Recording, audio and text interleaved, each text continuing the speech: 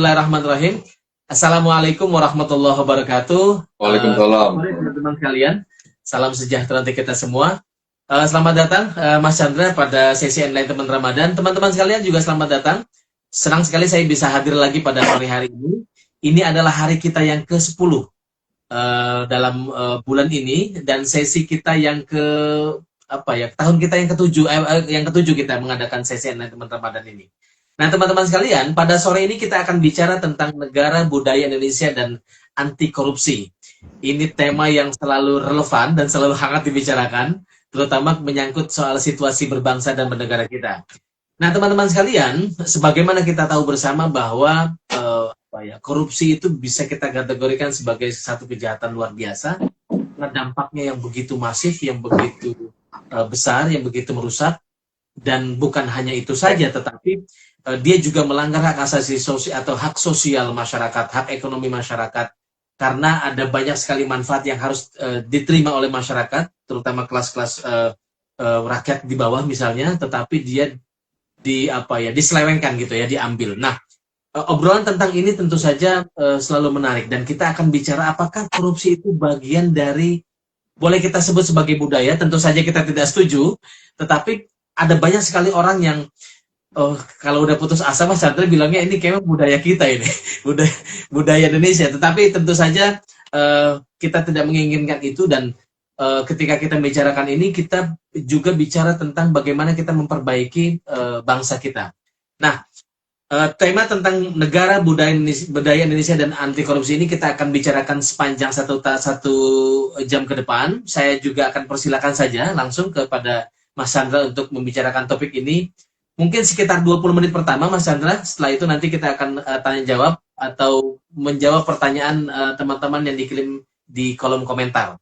Silakan, Mas Chandra, waktunya saya berikan. Iya, kita mulai dari mana nih ya? Ya, makasih. Assalamualaikum warahmatullahi wabarakatuh. Assalamualaikum warahmatullahi wabarakatuh. Iya, jadi kita mulai dari cerita gitu ya. Cerita bahwa VOC mengekspor budaya korupsi, praktik korupsi ke Indonesia. Ya, jadi kan ceritanya begitu. Betul ya? VOC bangkrut tahun 1800 awal, 1799 itu karena korupsi. Oh iya. Itu confirm. Nah, dan VOC adalah suatu perusahaan perseroan terbatas pertama. Pertama bukan VOC sih. Pertama EIC yang punya Inggris, yang kedua VOC. Tetapi itu dua yang pertama. Dibentuk oleh 7 negara bagian di Belanda, dan menjadi menjadi perusahaan yang sangat besar. Bahkan ada yang bilang bahwa kekayaannya lebih besar dibandingin Microsoft, dibandingin Elon Musk gitu ya. Dan itu ambil gara-gara korupsi. Nah, dan kemudian Indonesia belajar korupsi di Belanda. Tetapi dalam berbagai literatur yang lain atau cerita yang lain, bahwa sebenarnya yang Belanda itu belajar korupsi dari Indonesia. Oh gitu. Ini malah sebaliknya. Dan beberapa kejadian empirik ya. Kita katakan contoh begini. Mungkin Mas tahu yang namanya tanam paksa ya? Iya, tanam paksa ya, betul. Kultur Stesel ya. Itu berapa jumlah? Saya udah lihat Startblatt-nya. Startblatt 1840-an ya, 30-an. Nah, itu yang diwajibkan oleh Belanda untuk ditanam tanaman kultur Stesel cuma 1/5. Oke. Cuma 1/5. Dan kalau nggak punya tanah, maka wajib menyumbangkan tenaganya dari 360 hari cuma 1/5. Ya. Kalau 1/5 dari 300 cuma 60 hari. Tetapi pada saat kultur Stesel itu diberlakukan, masyarakat terutama di Pulau Jawa semuanya kelaparan. Karena karena mereka tidak bisa nanam padi, nggak bisa nanam itu kayak. Nah itu terjadi karena apa?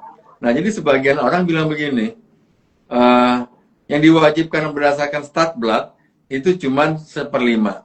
Tetapi begitu sampai di kecamatan, sampai di Wedana bilang 2/5. Iya. Sampai di Karesidenan 2/5, Kewedanaan 3/5, sampai di kelurahan kecamatan 4/5, sampai di bawahnya seluruh tanahnya mesti disumbangkan untuk kultur sesel. Nah, jadi yang ambil siapa? Yang ambil kebanyakan adalah pejabat-pejabat amtenar kita sendiri. Iya. Nah, itu bupati-bupati, tidak semua bupati jelek, tetapi ada bupati-bupati, ada Wedana, ada Karesidenan yang buruk, sehingga masyarakat kita diperas oleh bangsa kita sendiri, ya. Nah, jadi dan itu kejadian, mungkin ada buku Multatuli ya. Multatuli. Betul. Itu petani lebak di Jawa, di Banten, yang diperas oleh para bupatinya sendiri. Nah, jadi kita curiga, saya lah, bahwa sebenarnya kita yang mengajarkan kepada Belanda korupsi, sehingga VOC buruk.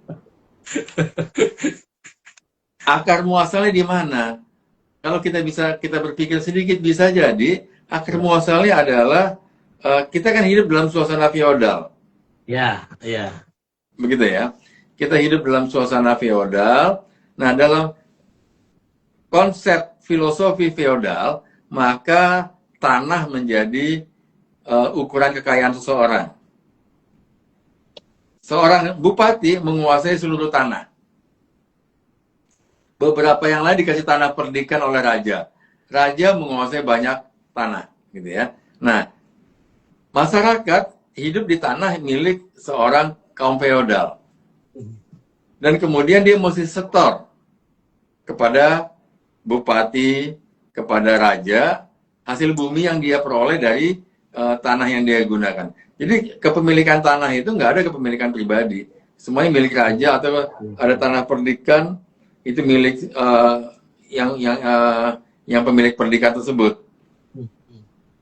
Nah, dengan konsep seperti itu, maka kaum feodal zaman dulu merasa bahwa tidak ada pemisahan yang tegas antara aset kerajaan dengan aset pribadi. Dulu dipajakin, mereka mesti setor untuk negara, untuk membiayai pasukan, untuk membiayai negara. Tetapi tidak ada, ini uang negara atau uang pribadi. Betul. Nah, kemudian mereka menikmati itu semua, dan hak raja, hak bupati itu besar, dan semuanya milik dia. Nah, kemudian kaum feodal runtuh di tahun 1945. Begitu ya. Kaum feodal runtuh di tahun 1945, muncullah gerakan nasionalis. Ya, kerajaan-kerajaan boleh dikatakan tinggal menjadi seremonial atau kebudayaan aja, ya. Nah, muncullah kaum elit baru yang bukan raja, yang bukan kaum ningrat. Siapa? Amtenar, pejabat, birokrat. Nah, cuma suasana itu kayaknya masih tertular, sehingga para penjabat ini, amtenar ini merasa bahwa kalau dia telah masyarakat harus nyetor juga ke dia. Nah, suasana feodal, Pak Lurah, kepala desa, camat, gitu ya. Kalau butuh sesuatu, kita mesti store ke dia, gitu loh. Mengikuti kultur yang lama gitu ya? Mengikuti kultur yang lama dengan suasana yang berbeda, gitu ya. Kalau dulu penguasaannya atas tanah, maka sekarang penguasaannya atas apa? Atas kewenangan. Kewenangan, ya. Nah, jadi kalau kaum feodal lama itu karena berdasarkan tanah, maka orang yang memanfaatkan tanah dia, menggunakan tanah dia untuk nanam lah, mesti setor. Maka sekarang dalam kultur neo feodal, yang digunakan apalah, bukan tanah tapi kewenangan. Jadi kalau kita ngurus KTP, dibilang terima kasih Pak Lurah, udah diurus, kita kasih duit. Iya, saya ngerasain itu. Nah, iya lah. Jadi kalau nggak ngasih Mas Chandra, itu malah malah asing kita, malah di sini. Betul, Itu betul, saya nggak ngerti itu. Iya. betul. Nah, jadi kalau dulu tanah sekarang kewenangan, kita merasa, bahkan kita sendiri merasa kalau kita nggak ngasih, ada yang aneh. Iya. Ke Pak RT, surat keterangan domisili, RT, RW, lurah, camat, segala macam. Nah, kemudian itu menular ke semua birokrasi. Ya. Bukan semua sih, tapi menular ke birokrasi-birokrasi yang lain. Dan kemudian kalau kita ngurus sertifikat, mohon itu, kita mesti ngasih. Nah, itulah korupsi sebenarnya. Ya. Jadi tadinya ikhlas, lama-lama pakai tarif. Iya. Iya. Lama-lama pakai tarif ya. Tadinya seadanya tuh. Nah, kalau kita ngurus sesuatu izin perusahaan, katakan investasi, bisa dibayangkan misalnya investasinya 100 juta US dollar. Iya, dia minta sekian persen. Nah, Udah bukan seikhlasnya lagi tuh. Nah, jadi budaya korupsi kita memang tumbuh dari suasana feodal. Yang tadinya feodal lama menjadi neo-feodal, yang tadinya berbasis tanah menjadi berbasis kewenangan. Nah, oleh karena itu banyak orang yang berlomba-lomba menjadi pegawai negeri, jadi menteri, supaya apa? Supaya bisa meningkatkan statusnya, bukan cuma uang, tetapi adalah kewenangan. kewenangan, iya. Menjadi ningrat baru, kaum ningrat baru, kaum elit baru, sehingga dia punya kewenangan untuk mendapatkan sesuatu dan dianggap itu sesuatu yang sah. Mungkin sampai di situ dulu tuh. Kalau mungkin ada yang mau bertanya. Ini menarik. Jadi kalau itu memang tadi benar Mas Chandra kalau dicerita itu. Jadi sesuatu yang tadinya awalnya itu kita kan hak kita ya, diurus data kita, dokumen kita itu hak kita. Kewajiban para antenar atau para pejabat ini kan sebetulnya memang melayani publik, melayani hajatnya publik. Tetapi yang kita rasakan, saya juga merasakan itu, kita menjadi orang yang jadi asing lah kira-kira kalau keluar dari kantor Pak RT atau RW gitu ya, mengurus sesuatu, kalau nggak ngasih sesuatu tuh, wah ini kayaknya aneh. Nah itu kan kultur yang kemudian tadi Mas Chandra sampaikan itu kultur feodal yang berubah dari penguasaan tanah menjadi ke kekuasaan yang tadi sifatnya wewenang. Nah ini gimana cara ini bisa diubah? Maksud saya kesadaran macam apa yang harus dilakukan oleh masyarakat kita? Apakah kita cuek aja begitu atau bagaimana kira-kira? Iya, jadi sebenarnya di tahun 45 pada saat kita merdeka, 17 Agustus ya, kita punya suasana yang egaliter. Yes. Ya, Presiden pertama RI Soekarno nggak disebut Bung Karno. Bung Karno. Bung Hatta, semuanya Bung. Itu kan ungkapan yang egaliter gitu ya. Ungkapan yang egaliter sempat ada sana, jadi tidak ada kesamaan derajat, nggak ada paduka yang mulia gitu kan. Ya, Pak aja nggak, Bung gitu ya. Nah, semangat itu sempat timbul, tetapi kemudian begitu setelah pengakuan kedaulatan tahun 50-an, ya, secara perlahan itu mulai terkikis kembali ke zaman feodal. Nah, sebutan-sebutan paduka yang mulia ya, itu mulai muncul begitu ya. Nah, apa penyebabnya kita perlu teliti ya. Tetapi suasana egaliter yang dibangun 45 itu hilang. Nah, sekarang apa yang mesti kita lakukan? Kembalikan suasana egaliter itu. Nah, bagaimana mengembalikannya? Mengembalikannya dengan secara substantif, ya, substansi bahwa kita egaliter, ya,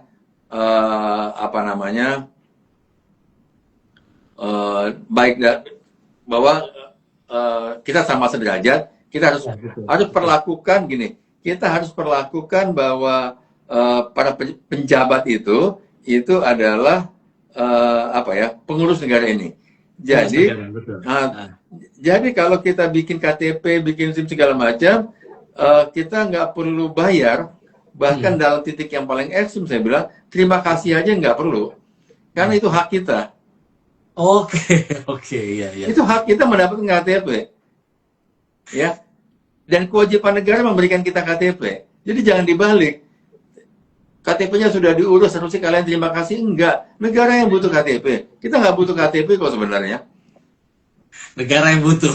Negara yang butuh gitu loh. Untuk mendata penduduknya berapa banyak begitu loh. Betul, betul, betul. Nah, jadi oke, kalau kita sebagai timur bilang terima kasih. Jadi dulu kan pernah kita diskusi mengenai apa ya, soft state ya, negara lembek ya. Iya, iya, betul, betul. Nah, itu kan salah ini satu problemnya, iya. problemnya adalah negara lembek karena masyarakatnya lembek. Masyarakatnya lembek tidak bilang bahwa hak kita ini, kalau hak kita ini kita terima kasih aja nggak perlu, apalagi bayar. Nah, sekarang bagaimana kita bisa keluar dengan gagah, nggak perlu ada perasaan bersalah dari kantor lurah tanpa membayar. Nah, itu yang kita perlu lakukan. Nah, di sisi itu yang substansif. Yang simbolik kita gunakan kata-kata manggil lagi Bung gitu ya. Saya menghindari menggunakan kata pemerintah. Saya lebih senang menggunakan istilah pengurus negara atau pengelola negara. Keren itu. Ya, sama dengan pengurus RT gitu maksud saya. RT kan kita bilang pengurus RT kan? Betul. Nah, pengurus RT, pengurus RW. Kenapa negara kita nggak sebut pengurus negara? Soalnya kalau pakai kata pemerintah, jadi seakan-akan mereka memerintah kita, apalagi pakai kata penguasa. Mereka hanya pengurus negara kok. Dan mereka bukan negara itu sendiri. Iya, Nah, iya, iya. Tapi saya betul Mas Chandra. Jadi istilah itu juga dahulu juga pernah digunakan. Orang seperti Bung Hatta kan menulis di beberapa artikelnya atau di beberapa risalahnya menggunakan kata pengurus negara. Ya karena memang mereka mengurus urusan-urusan kenegaraan, maksudnya kepentingan-kepentingan masyarakat. Itu penting juga kita tradisikan, maksud saya, sehingga kemudian nanti muncul tradisi tadi egaliter yang tadi disampaikan Mas Chandra, saya kira ya. Setara, bahwa kita tuh punya hak-hak kita berhak mendapat hak kita dan lain sebagainya. iya, iya. Jadi memang jadi ada yang bersifat substansif, ada yang perlu bersifat, ada juga yang bersifat simbolik gitu ya. Simbolik dengan menggunakan gini. Penjajahan itu kan melalui bahasa. Iya, betul Mas. Orang dirusak atau dijajah dengan bahasa. Dulu kita kenal kenaikan harga dan disebut penyesuaian. Bilang aja kenaikan, apa susahnya sih? Penyesuaian, oke. Jadi memang penjajahan itu melalui bahasa. Jadi saya ingat gitu ya, ada satu negara namanya Polandia. Ya, Polandia itu dihancurkan berkali-kali. Perang Dunia ke-1 dihancurkan, Perang Dunia ke-2 dihancurkan. Dan yang dihancurkan apa? Bukan cuma negaranya, tapi kulturnya, bahasanya dihancurin. Nggak boleh pakai bahasa Polandia. Iya. Ada negara lagi yang namanya Kazakhstan. Kazakhstan tidak boleh menggunakan bahasa Kazakh. Walaupun bahasa tulisannya tetap Sirilik ya, tetapi bahasa Kazakhstan dibunuh. Dan mereka sekarang sedang berusaha untuk membangkitkan kembali bahasa Kazakhstan. Karena mereka dijajah, dipaksa menggunakan bahasa Rusia. Indonesia cukup beruntung. Jadi Indonesia sebenarnya cukup beruntung. Para pemimpin kita tuh hebat, udahlah. Iya. Bung Karno, Bung Hatta, yang Sumpah Pemuda, bahwa yang membuat bangsa ini maju, tegak adalah bahasa. Negara, Iya, ya. Betul. Sumpah Pemuda dan kemudian dibentuklah Balai Bahasa. Betul. Badan Pengembangan Bahasa Indonesia itu ya. Ya, betul. Dan membuat bahasa Indonesia jauh lebih maju. Nah, itu identitas. Nah, sekaligus kita juga menggunakan bahasa-bahasa yang penghalusan ya, dijajah oleh penggunaan diksi yang halus dan tidak egaliter. Iya, saya kira betul ya, pilihan bahasa Indonesia ya, bahasa Indonesia menjadi bahasa resmi, saya kira juga itu bagian dari solusi agar yang lain tidak merasa lebih.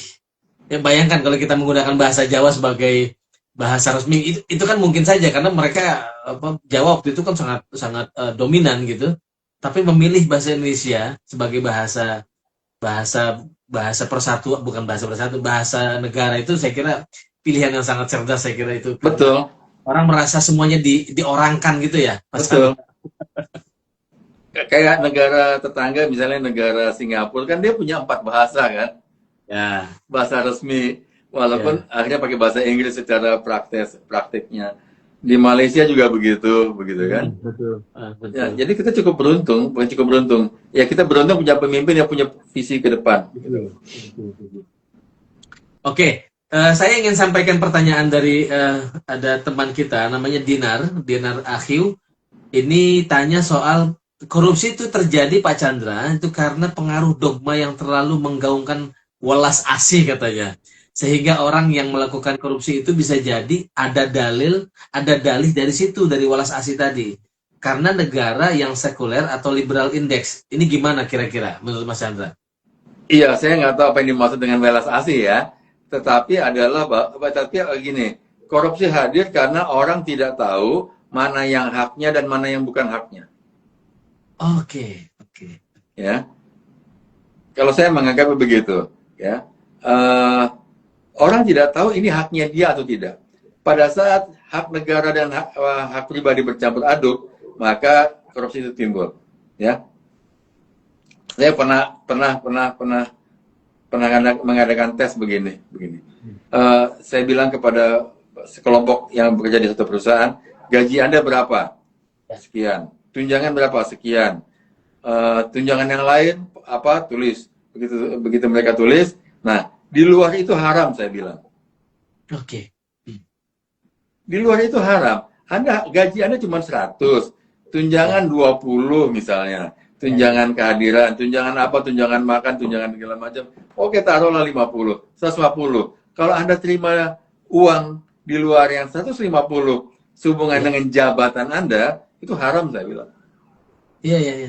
Nah, cuman orang Indonesia menganggap itu rezeki. Rezeki. Itu kayaknya itu, Mas. Rezeki. Alhamdulillah rezeki gitu ya. Saya bilang haram. Orang Indonesia ini senang nerima gitu loh. Nah sekarang kok nggak ada parsel, nggak ada apa? Saya bilang Anda fakir miskin ya. Pejabat itu ini sejak KPK ada nggak ada parsel ini. Iya. Karena kita mengharapkan parsel gitu. Iya. Yang mengharapkan parsel bukannya fakir miskin, ini pejabat. Istrinya pejabat, keluarganya pejabat. Kok nggak ada parsel tahun ini, gitu kan? Iya, dan diingat itu Mas Chandra, itu diingat. Betul. Siapa yang nggak ngasih gitu loh, waduh bahaya sekali itu. Betul. Memangnya itu suatu kewajiban ngasih kepada pejabat? Enggak. Pejabat itu untuk mengurus negara ini. Dan itu kewajiban dia. Dan hak kita untuk menerima pengurusan yang mereka lakukan. Cuma kita berpikir nggak begitu. Nah, sekarang yang perlu yang kita harus merubah pikiran kita. Sekarang berani nggak kita datang ke kantor kelurahan tanpa ngasih? Udah. Berani nggak kita bikin SIM tanpa ngasih? Berani nggak kita bikin paspor tanpa ngasih? Nah, itu dia. Kitanya sendiri yang suka ngasih juga sih. itu Mas Chandra. Jadi ini kultur yang mungkin sudah menahun dan ya KPK itu kan ya katakanlah ada beberapa institusi yang kemudian itu kan kemarin. Sementara ini sudah lama sekali budaya itu sehingga kadang-kadang orang kalau putus asa yang tadi saya sampaikan di awal, orang kadang-kadang bilang ini kayaknya budaya kita gitu.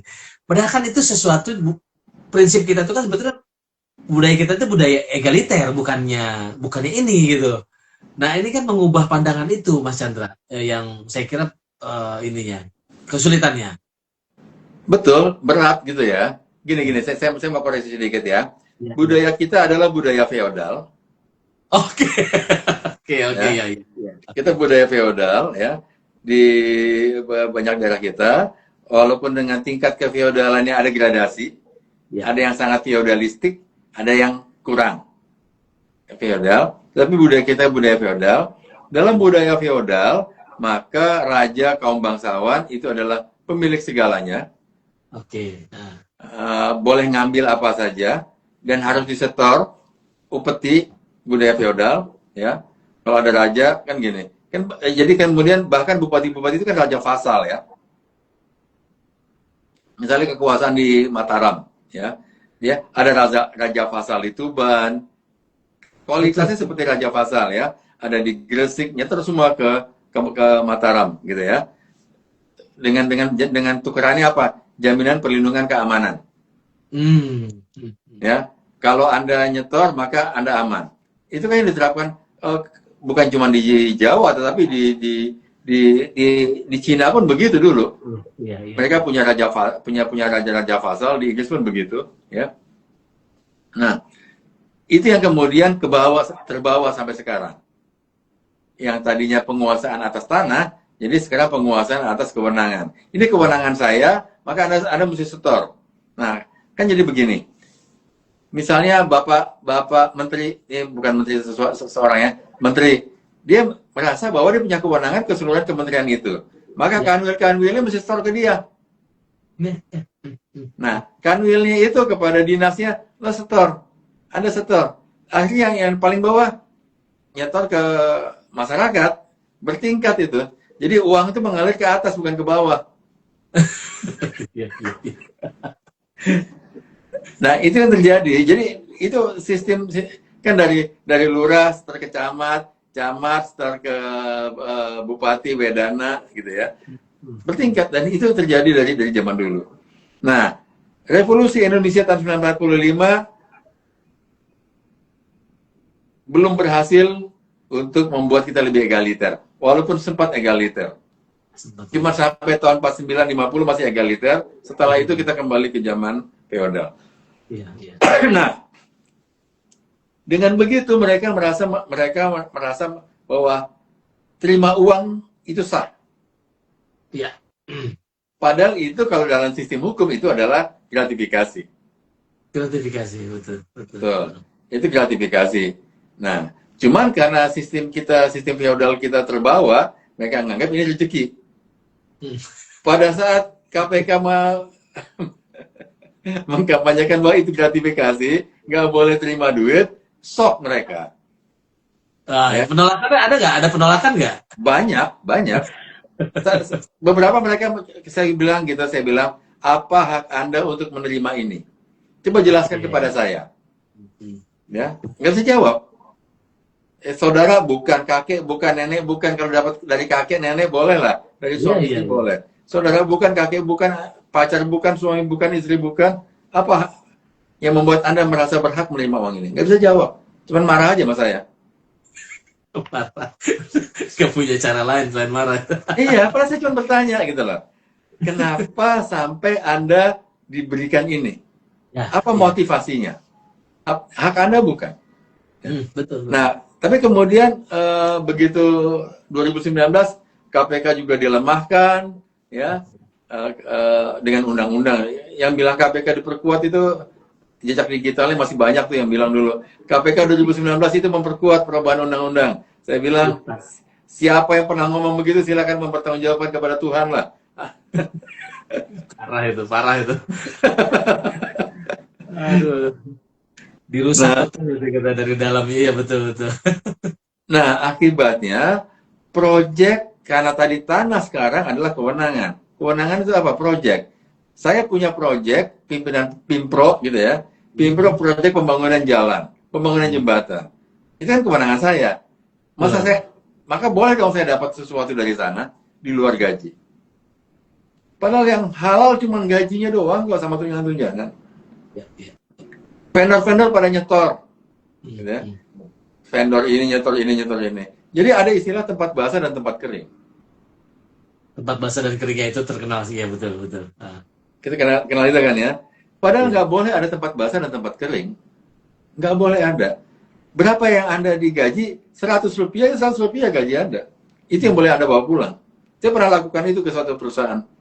Bilang kepada suami istri Anda, gaji Anda cuma segitu, dan jangan minta lebih. Iya. Nggak ada tuh. Gajinya sekian. Gaji cuma 100 sih. Cuman pendapatan 1000. Yang 900 haram, saya bilang. Nah, Mas Chandra, kalau kita apa namanya kita tarik gitu ya, apa sejatinya korupsi tadi sudah dijelaskan, dan sebetulnya yang menyebabkan orang melakukan penyelewengan gitu ya, kewenangan dan lain sebagainya itu apakah karena gajinya yang kurang, apakah karena gaya hidup gitu ya, apakah karena soal penegakan hukum, kalau merujuk pada tadi yang disampaikan soal soft Ya, state itu lebih ke soal penegakan hukum yang lemah. pertama memang negara ini agak jahat Hmm. karena menggaji orang dengan yang tidak layak. Nah, itu dia. Oke, tidak layak. Iya, negara ini agak jahat gitu ya. Gaji pegawai negeri itu bisa ada yang di bawah UMR loh. Pihak swasta dipaksa untuk gaji UMR, sementara negara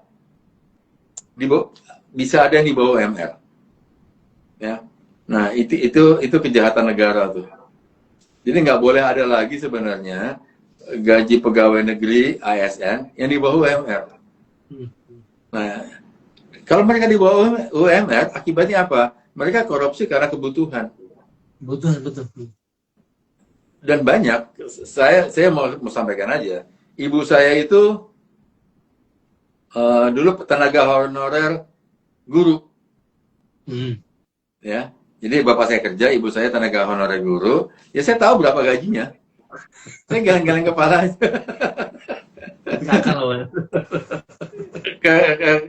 Kalau bapak saya untung bapak saya masih kerja kan ya. Ibu saya kerja buat nambah gitu kan.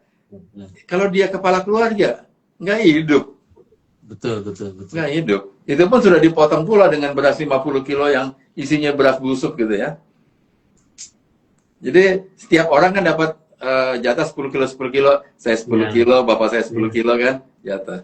Berasnya udah nggak layak ya. Nggak layak. Dan kemudian dijual di tempat oleh penampungnya. Nanti beras yang busuk itu dijual lagi ke negara buat jatah beras bulan depan. Jadi circle-nya gitu ya. Betul. Nah, jadi satu karena kebutuhan, ya. Yang kedua bisa juga karena kebiasaan. Oke, iya. Dia nggak butuh, ya, bukan nggak butuh, sudah cukup. Tetapi dari dulu biasanya begini, dan itu kejadian. Saya menangani kasus, Pak, ini kenapa? Ya dari dulu pejabat-pejabat yang dulu melakukan ini, jadi biasa, boleh. Udah Karena biasa. kebiasaan, ya. Jadi karena kebutuhan, yang kedua karena kebiasaan. Jadi kita nggak pernah mencoba berpikir bahwa kebiasaan ini benar apa nggak benar. Yes. Jadi kalau ada klise ya, kita membenarkan yang biasa. Ya. Karena udah biasa ya udahlah. Dianggap benar. Ya. Nah, dan itu kejadian, ya. Kasihan, saya pernah memproses seseorang karena kebiasaan gitu. Dia nggak miskin, dia nggak butuh, dia nggak greedy, tapi kebiasaan aja. Oke. Jadi kena imbasnya ya orang yang nggak. Betul. Nah, yang ketiga itu karena greedy, karena ketamakan. Ya, greedy, betul. Nah, ketamakan itu timbul karena apa? Karena tadinya udah kebiasaan, ya, maka lifestyle-nya naik. Jadi tadinya kebutuhan dasar, tetapi karena sudah kebiasaan, maka lifestyle-nya naik. Saya coba kasih ilustrasi begini. Pegawai negeri, rumah di, katakanlah, Pondok Indah. Wah, bahaya itu. Listriknya aja, itu nggak mungkin kurang dari 10.000. Iya. Ya, mungkin 20.000, 25.000. Untuk bayarin listriknya aja sebulan bisa jadi 10 juta lebih. Iya, dia pasti nggak kurang dari itu pasti. Nggak kurang dari itulah. Terus gajinya berapa? Iya. Nah, itu lifestyle-nya sudah nggak terasa tuh pelan-pelan naik. Tadi karena kebutuhan, karena kebiasaan, tiba-tiba mampu beli mobilnya makin lama makin naik, ongkos bensinnya makin tinggi, pindah rumah ke tempat yang lebih mahal, listrik naik, biaya hidup, lama-lama dia baru ngeh bahwa nggak cukup. Karena nggak cukup, akhirnya jadi pemerasan. Iya, betul betul. Diperas lah vendor-vendor itu. Diperas kurang asik, kemudian rekayasa project, markup, Nah, markup atau spec down. Markup itu naikin harga nilai, spec down ngurangin kualitas. hmm. Dua-duanya semuanya korupsi. Nah, apakah mereka bisa berhenti? Nggak bisa berhenti. Kenapa nggak bisa berhenti? Kalau mereka mau berhenti, mereka mesti menurunkan lifestyle mereka. Jadi pegawai negeri penyelenggara negara yang lihat kelihatan lifestyle-nya mewah, itu sebenarnya patut dicurigai. Iya, iya. Patut dicurigai gitu loh. Bukan berarti mereka semua korup, tapi Iya. jadi gini, saya selalu beberapa kali dalam beberapa podcast sampaikan. Jadi apa namanya, ada dari ICAC ya. ICAC itu KPK-nya Hong Kong. Ya, oke. Apa Independent Commission Against Corruption, dia bilang ke saya, lihat lifestyle. Kalau lifestyle-nya nggak sesuai dengan penghasilan, periksa aja katanya. Iya, iya, iya. Banyak ini. Ya, udah Yang sederhana belanja aja. gaya banyak, pejabat kita yang belanja gaya banyak gitu. Iya. Lihat aja lifestyle-nya. Ada gitu ya, semakin tinggi jabatan dari kepala seksi kemudian jadi apa gitu, direktur atau apa gitu ya, itu menaikkan ini juga ya Mas Chandra ya, menaikkan ya akhirnya tadi gaya hidup tadi, lifestyle itu yang Betul, mengharuskan dia akhirnya mengambil pinggiran-pinggirannya korupsi-korupsi itu. betul. Nah, jadi kemudian gini, direktur di jabatan direktur di kementerian, Ya. gitu ya, apa namanya, itu penghasilannya nggak sama dengan direktur di perusahaan swasta. Ya beda dong. Beda kan? Nah, sementara mereka bergaul sesama direktur. Nah, jadi mulai tuh. Ya, ya karena kita, ya gitulah kadang-kadang ya. Eh, nggak mau hidup apa adanya lah gitu ya. Nggak mau hidup apa adanya, betul betul. Nggak mau hidup apa adanya. Oke, berikutnya Mas Chandra, sebelum masuk ke lebih jauh lagi, saya ada pertanyaan lagi dari teman kita. Ini dari, nah ini soal SIM tadi nih, Reni Budi Lestari. Penaripan SIM ini bagaimana Pak Chandra? Lebih dari biaya resmi. Ini harus disikapi seperti apa ini? Ya disikapi kita nggak usah bayar. Permasalahannya kan masyarakat kita sendiri bilang kalau Pak kalau nggak bayar nggak lulus katanya kan? Ya, iya. Ya kalau nggak bayar nggak lulus. Saya Saya lulus kok 4 kali, tapi 4 kali betul. tes saya, tapi lulus. Nah itu. Jadi permasalahannya sekarang kita mau nyontek apa enggak itu aja. Iya, iya, iya, iya. Mau nyontek apa enggak. Nah jadi kalau kita bayar berarti kita nyontek di kelas. Iya, iya. Cuman masyarakat Indonesia, nah jadi gini, ada buku, ada Profesor Kuncharaningrat namanya, bahwa masyarakat Indonesia itu adalah masyarakat yang suka menerabas. Oke. Menerabas aturan, gitu, maksudnya gitu ya. Bukan menerabas hutan, menerabas aturan. Jadi apa namanya, karena memang beginilah. Jadi kayak lingkaran setan, ya. Masyarakat tidak punya kepercayaan kalau jujur maka dia akan mendapatkan hasil. Oh, ya, ya, ya, ya, ya. Oke, oke, ya. Jadi masyarakat tidak percaya kalau ikut bidding yang benar, bisa jadi dia menang. Karena pasti ada ordal. Masyarakat nggak percaya kalau ikut tes pegawai negeri pasti lulus kalau jujur. Jadi kalau ingin merusak suatu bangsa, yang perlu dihancurkan apa? Kepercayaan. Kepercayaannya betul Mas Chandra, betul. Masyarakat nggak percaya kalau bersikap baik, bersikap jujur, ikut ujian, ke pengadilan tanpa bayar-bayar, bikin sistem bayar, pasti bisa lulus. Masyarakat nggak percaya itu. Jadi karena masyarakat nggak percaya, apa yang mereka lakukan? Mereka bayar. Mereka cari orang dalam. Nah, ketemu orang dalam, bayar. Dan kemudian, benar kan? Kalau nggak ada ordal, kita nggak bisa apa-apa, Pak. Dan itu lingkaran setan. Bagaimana memutusnya? Memutusnya adalah pejabat negara, pengelola negara ini mesti ada, ya. Karena itu nggak bisa diputuskan dari masyarakat. Masyarakat sangat random. ya, dengan tingkat pendidikan yang sangat range-nya sangat lebar, tingkat intelektualitas yang juga sangat lebar. Jadi yang mesti mulai siapa? Yang mesti memulai adalah pengelola negara ini, pengurus negara.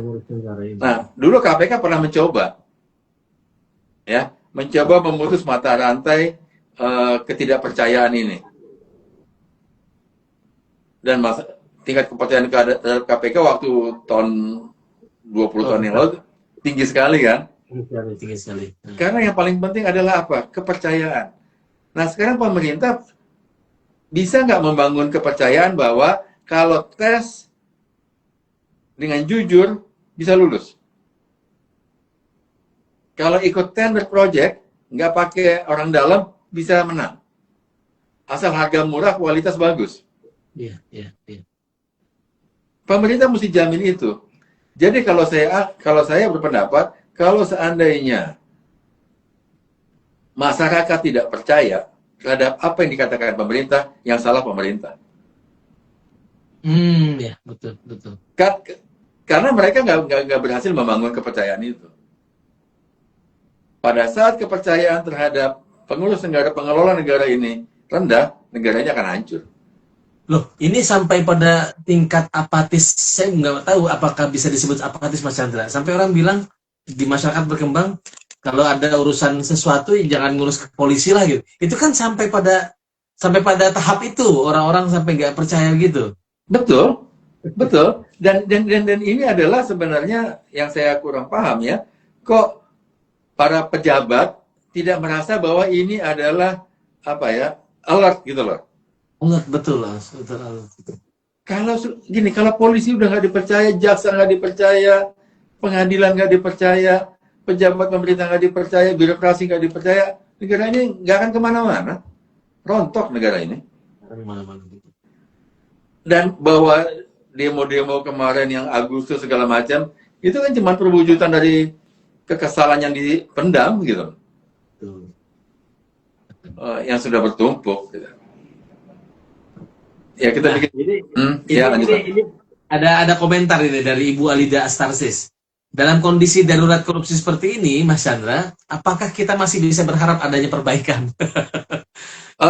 Kalau saya berpendapat bahwa gini, pertama kita mesti berharap sama siapa? Sama diri sendiri dong. Persis. Jadi Bu ya, saya boleh ya, mungkin juga yang pendengar yang lain ya. Ya, kita tetap konsisten bahwa kita nggak akan nyontek. Ya, jadi betul-betul dari sini ya, dari diri sendiri. Betul. Jadi kita sama-sama pernah kuliah lah, SD, SMP, kuliah sama mahasiswa ya. Konsisten, jangan pernah nyontek. Mungkin analoginya nyontek ya. Untuk yang lain juga begitu. Kita konsisten, nggak akan bayar. Kita nggak konsisten menjalankan secara benar lah. Ya. Betul. Kita konsisten nggak melanggar lampu merah. Nah itu dia. Ya. Itu kecil banget itu ya, betul. Masalah kecil. Berapa banyak dari kita, saya kalau jalan malam bawa mobil ya, kadang-kadang saya begitu lampu hijau saya malah khawatir. Tiba-tiba khawatir ada mobil yang nyelonong lampu merah. Betul Mas, betul. Begitu di perapatan saya malah pelan. Ya, kalau udah lampu hijau ya. Ya udah kita konsisten. Mungkin kita akan dianggap aneh ya. Kadang-kadang saya di klakson tuh, nggak ada tanda belok kiri boleh langsung. Pak ini langsung Pak, nggak ada tulisannya saya bilang. Nggak, biasanya begitu, nggak ada tulisannya. Saya diam aja udah. Itu kayaknya dialami banyak orang yang ada di ruang ini nih kayaknya. Yang penting konsisten, kita taat aturan. Kita taat aturan bukan karena ada polisi, bukan karena ada jaksa, bahkan bukan karena ada malaikat. Ya. Kalau kita taat aturan karena nanti dicatat sama malaikat gitu kan. Malaikat. Kita taat aturan karena sadar bahwa dengan kita melakukan aturan ini, maka kehidupan kita bermasyarakat menjadi tertib, menjadi nyaman. bayangkan ibu bapak, teman-teman, rekan-rekan, kalau nggak ada lampu merah, maka di perapatan Pancoran itu pasti stuck gitu, crowded. Tadi pagi saya kena crowded juga tuh di Tebet Bukit Duri. Ya, kita perlu sadar bahwa kalau nggak ada lampu merah, pengaturan lampu merah, maka kita akan terkena ngunci. Ya. Lalu lintas akan ngunci dan semuanya sama sekali nggak untung. Ya, ya. Itu yang perlu kita sadarin. Kita perlu sadar kalau kita ngantri di bank atau di mana pakai antrian, bahwa itu akan menolong hidup kita dibandingkan kita mesti sikut-sikutan, Rebutan, ya, ya. rebutan. Jakarta tahun 70-an saya sering banget tuh rebutan tuh, beli karcis bis, ya, berebutan brutal gitu ya. Nah, kesadaran bahwa kita ikut aturan bukan karena polisi, bukan karena malaikat, tetapi lebih kepada bahwa kalau kita ikutin aturan itu, aturan dibuat secara benar, maka kehidupan kita menjadi lebih nyaman. Kalau betul, menarik. Iya, kalau kita mau duluan, yang gede yang menang lah. Yang miskin, yang kecil, yang fisiknya lemah, iya, keinjak-injak. Nah itu, filosofinya begitu tuh. Iya, saya kira itu, ini menarik, filosofi ini saya kira menarik karena gini, kalau kesadaran tentang tadi percaya diri dan kita percaya dan kita sadar akan ketertiban itu. Sekali gini, dalam satu masyarakat misalnya ada pembagian zakat misalnya gitu ya, pembagian zakat gitu. Sudah dapat, semua orang dapat antrian nomornya. Tapi tetap rebutan gitu. Padahal ada kepastian, kamu pasti dipanggil karena kamu punya nomor. Tapi kita tetap nggak ini Mas Hendra, tetap rebutan juga. Nah itu saya kira ini kesadaran macam apa nih yang harus kita ini Mas Hendra kalau melihat contohnya seperti itu. Iya, bahkan di Jawa Timur mati dia untuk berebutan atau Idul Adha tuh bagi-bagi yang daging, pembagian daging kurban. Iya betul. Nah, jadi yang perlu kita lakukan kalau kita pribadi, kita nggak usah bicara pemerintah ya. Iya. Yang penting adalah kita sendiri taat aturan karena tahu filosofi bahwa taat aturan itu gunanya untuk apa. Dan itu kita tularkan ke tetangga kita, ke keluarga kita. Biarkan orang lain brutal-brutalan, rebutan, kita nggak mau. Kita akan rugi lah. Nggak ada yang untung, ya. Nggak ada yang untung kalau kita rebutan begitu. Yang untung apa? Yang badannya gede. Mas Chandra, kalau bicara tentang contoh teladan ini, kita mau supaya ini generasi ke bawah nih, kan mereka tuh selalu bicara teladannya mana, contohnya mana. Nah, kira-kira kalau bicara tentang pertama mungkin kita bicara tentang guru bangsa atau bukan guru bangsa, contoh teladan di dalam masyarakat kita, apakah yang living masih hidup ataukah yang sudah tidak ada. Kira-kira contoh teladan yang bagaimana yang harus kita tiru soal hidup sederhana, soal tadi konsisten di dalam melakukan tindakan-tindakan kebaikan gitu. Iya. Mungkin setiap orang punya pandangan masing-masing ya. Cuman kalau saya berpendapat bahwa pada saat kita mengidolakan seseorang, maka pada saat itu kita sudah terjajah sama orang itu. Oke, iya. Ya, kalau saya punya pandangan, kalau kita idola ada grup Korea gitu ya, maka sebagian hidup saya itu sudah terjajah oleh grup Korea itu. Jadi kalau kita mengidolakan seseorang, saya terjajah dengan pikiran orang itu. Jadi idolanya mana itu boleh dalam level tertentu oke lah gitu ya. Cuman kalau saya lebih melihatnya begini, jangan menunggu idola, jadikanlah diri Anda idola. Oke. Iya. Jadi kita nggak perlu beberapa kita punya tokoh misalnya Cak Nur gitu ya, Bung Hatta. Iya betul. Bung Hatta. Pak Mari Muhammad almarhum. Iya almarhum betul. Boleh kita jadikan idola sebagai contoh panutan bagaimana mereka hidup dengan apa adanya, nggak bermain. Oke, tetapi bagaimanapun itu sebagai start awal, tetapi toh bagaimanapun mereka manusia juga, Iya, iya, iya. ya. Manusia itu nggak ada yang sempurna lah. Betul, betul. Nah, jadi sebagai awalan boleh kita mengambil bagian yang baik dari mereka-mereka itu. Cak Nur, Bung Hatta, Pak Mari, banyak lagi yang lain. Banyak. Gitu ya. Tetapi untuk tahapan selanjutnya adalah kita jangan sampai terkooptasi dengan para tokoh sehingga menghilangkan identitas diri sendiri. Betul. Saya mengajak setiap orang timbul, membina, membangun diri sendiri sehingga bisa dijadikan idola. Iya, iya. Idolanya apa? Idola yang paling sempurna atau yang paling ideal adalah value. Value, oke. Jadi bukan orang. Ini nilainya yang diperjuangkan gitu ya. Nilainya yang diperjuangkan. Nah, value itu tidak akan pernah cacat gitu ya. Karena value yang satu bertentangan dengan value yang lain, iya. Kita pilih value yang baik dan itu jadikan pedoman kita. Dan kita jalankan sendiri, walaupun tetangga kita segala macam mau melakukan apa, itu terserah lah. Nah, jadi bukan orang, tetapi value. Oke, kalau negara, Mas Chandra, kalau bicara negara yang punya contoh sukses gitu ya dalam pemberantasan korupsi, katakan begitu atau apa? Oke. Negara yang sukses itu sayangnya banyak kan bukan negara yang mayoritas Muslim ya. Oke. Aduh, ini sedih loh. Denmark itu di awal abad ke-20 tahun 1900-an melakukan revolusi besar-besaran terhadap pemikiran. Ya. Dan negara-negara Skandinavia juga melakukan hal yang sama dan mereka termasuk negara yang paling sukses memberantas korupsi.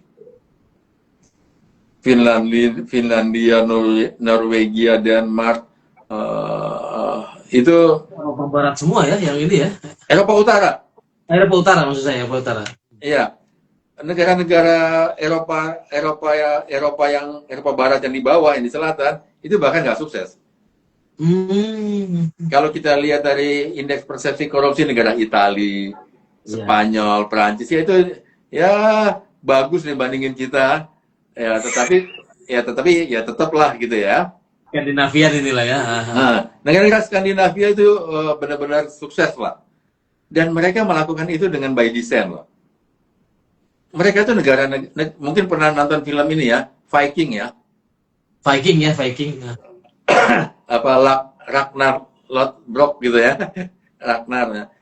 Mereka tuh asalnya dari kaum Viking. Tetapi tahun 1900 mereka melakukan perbaikan, mereka sepakat bahwa mereka mesti melakukan reformasi total dan jalan. Yang lain itu Jepang itu sebelum Perang Dunia Kedua jauh berbeda dengan Jepang setelah Perang Dunia Kedua. Saling menghargai, hormat, nunduk, kebersihan. Kita lihat aja, mereka nggak mau buang sampah, mereka simpan di kantong kok. Jepang sekarang ya, itu luar biasa. Kalau kita bukan masukin simpan di kantong, sampahnya dibuang ke jalan. Nah, itu salah satu. Jadi memang harusnya pengelola negara ini, pengurus negara ini, itu punya visi bahwa perubahan dari masyarakat itu bisa, tetapi kontribusi paling besar itu dari pengurus negara ini. Singapura, Lee Kuan Yew. Singapura tahun 60-an jorok udah lah.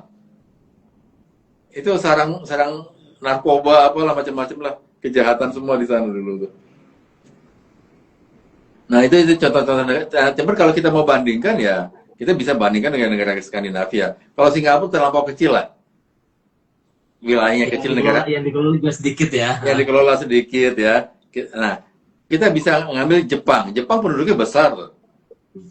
Jepang puluhan juta juga begitu ya, negara kepulauan juga. Nah, tetapi mungkin mereka karena kalah perang ya, dihina, mereka bangkit semangat kebangsaannya. Iya. Bahwa kita selama ini dianggap sebagai katakanlah orang jahat, kita mesti robah menjadi orang baik. Iya. Nah, Indonesia perlu gerakan itu. Terlena kayaknya, terlalu banyak sumber dayanya kita. Kita kaum rebahan kan. Tanam singkong aja jadi. Terakhir, Mas Chandra, terakhir. Ini pertanyaan terakhir ini. Saya kira ini penting dijawab. Ujang Sohendar. Belajar dari beberapa negara, Bang Chandra, ini kira-kira kalau darurat ekstrim seperti ini, langkah ekstrim apa yang bisa dilakukan? Mungkin apakah undang-undang aset, perampasan aset maksud saya? Nah itu gimana?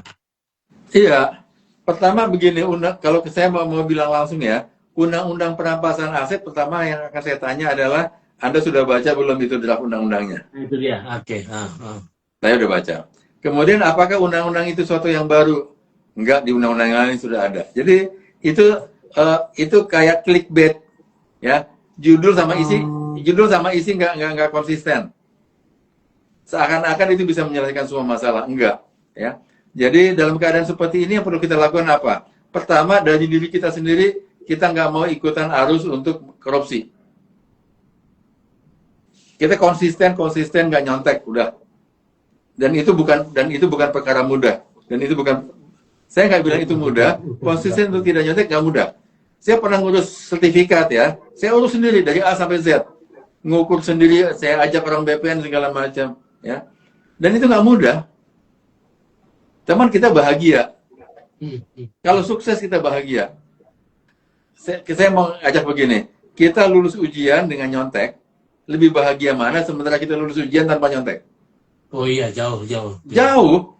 Nah, Wah, gitu ya, puas. Nah, tingkat kepuasan itu yang kita mau uber. Betul. Dibandingkan kepuasan dengan nyontek. Jadi pertama kita lakukan itu. Nah, yang kedua, ya para pejabat, kita perlu memilih pejabat yang benar lah, yang ngerti apa itu korupsi. Kalau pejabatnya juga ikut korupsi atau nggak ngerti apa itu korupsi, cara ngeberantasnya juga nggak ngerti, tidak paham. Kita bayangkan gini, misalnya ada pejabat, ya, karena dia sudah kaya, dia pengusaha, tapi dia pejabat. Dia bagi-bagi duit ke anak buahnya, yang pegawai negeri. Itu dibenarkan apa enggak? Secara tata kelola itu nggak benar. Ya. Meskipun dia kaya sebetulnya ya. Meskipun dia kaya, dia ngasih uang ke anak buahnya akan tunduk kepada dia karena dia ngasih duit. Oke, ketundukan itu berdasarkan itu tadi. Berdasarkan duit. Anak buahnya itu dia nerima sesuatu di luar gajinya. Ya. Yang saya bilang itu haram, udah. Nah, jadi apa namanya? Kita perlu milih pejabat yang benar-benar bersih ya, ngerti mana tata kelola yang baik, apa itu korupsi, ya.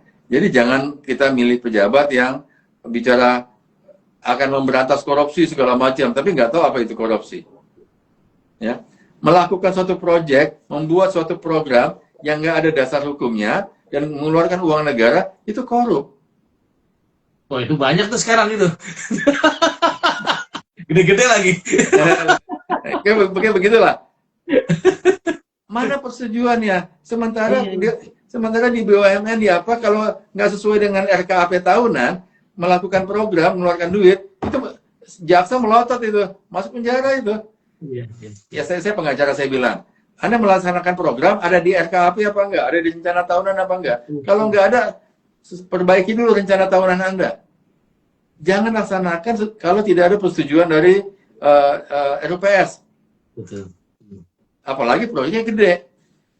Kalau perubahan-perubahan kecil masih bisa diterima.